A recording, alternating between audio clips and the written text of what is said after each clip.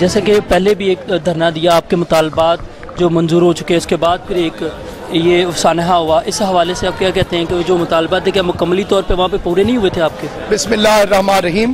سب سے پہلی بات تو قوم کو یہ اچھی طرح سے معلوم ہو چکا ہے، یہ بات ہر انسان کو پتہ ہے کہ پاکستان میں کسی قسم کا کوئی شیعہ سنی جھگڑا نہیں ہے۔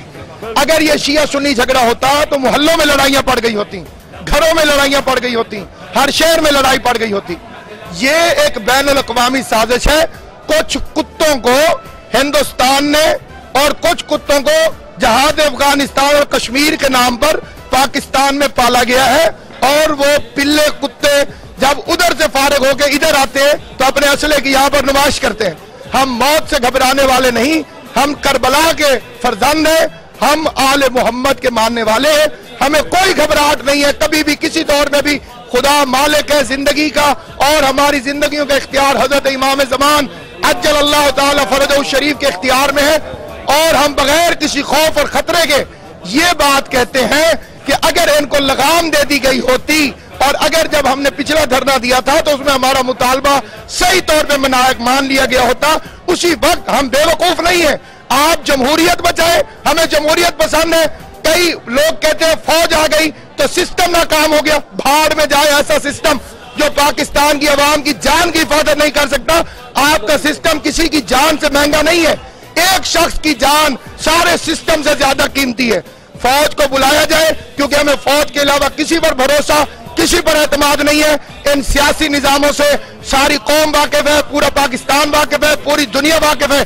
ہمیں کسی نظام کی ضرورت نہیں۔ الیکشن کے اندر ہم ایسی واضح پالیسی کا اعلان کریں گے کہ ان حکمرانوں کو معلوم ہو جائے گا کہ پاکستان میں حکومت صرف دولت کمانے کے لیے نہیں ہوتی، صرف اقتدار حاصل کرنے کے لیے نہیں ہوتی۔ امن و امان میں جس طرح یہ بری طرح ناکام ہوئے، اور ایک قوم کو 20 سال سے قربانی کا بکرا بنایا جا رہا ہے۔ اور ایک بات اور بھی، ہم شکر گزار ہیں چیف جسٹس آف پاکستان کے کہ جنہوں نے پہلی مرتبہ دیر آیت درست آیت، چلے دیر سے صحیح لیکن انہیں یاد آ گیا اور انہیں از خود نوٹس لیا ہے۔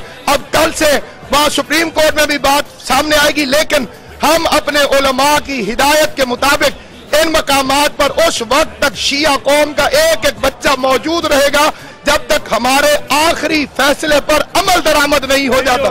ہم کسی زبانی دعوے پر، کسی زبانی وعدے پر، کسی تحریری وعدے پر کسی پر متفق نہیں ہے۔ ہم اپنے علماء کرام کی رہنمائی میں آخری وقت تک ان دھرنوں میں موجود ہے، اور پورے پاکستان میں شریف اور مظلوم قوم۔ ہمارا قصور کیا ہے؟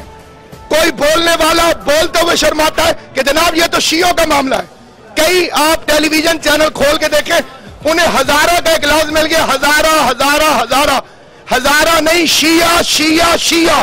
ہم ہزارہ کے لیے نہیں آئے، ہم شیعہ کے لیے آئے ہیں، اور مسلمانوں کے ساتھ ہم مطالبہ کرتے ہیں بڑے ادب اور احترام کے ساتھ کہ ایک مہذب ترین قوم کے ساتھ 20 سال سے پاکستان میں جو کھیل کھیلا جا رہا ہے، کون ہے جو اس پر بولے گا؟ کون ہے جو ہمارے حق میں آواز اٹھائے گا؟ کوئی ایسا شخص نہیں کہ جو اس معاملے کے اندر کچھ بزدل ہو گئے، کچھ خوفزدہ ہو گئے۔ اب اس شیعہ قوم نے از خود نوٹس لیا ہے۔ ہم شہادت سے نہیں گھبراتے، ہم سڑکوں پہ ہیں، آؤ ہمیں مارو، آؤ ہمیں قتل کرو، ہم گھبرانے والے نہیں۔ ہم آل محمد کے ماننے والے ہیں، زندگی اور موت کا وارث محمد و آل محمد کو سمجھتے ہیں، اور ہمیں کسی قسم کی کوئی گھبراہٹ نہیں۔ اب بھی وقت ہے کہ فوری طور پر وہ خفیہ معاہدے ختم کیے جائیں جو ان جنگلیوں سے تم نے کیے ہوئے، اور شیعوں کے لیے تم نے انہیں فری ہینڈ دیا ہوا ہے۔ پورے پاکستان کے ایک ایک خون کا حساب ہوگا، اور اب یہ قوم اس وقت تک گھروں میں واپس نہیں جائے گی جب تک ہمارے مطالبوں کو مکمل طور پر تسلیم نہیں کر لیا جاتا اور ان پر عمل درآمد نہیں کر لیا جاتا۔ جاء الحق وزهق الباطل ان الباطل کان زہوقا۔ حق آ گیا اور باطل مٹ گیا، بے شک باطل کو مٹنا ہی تھا۔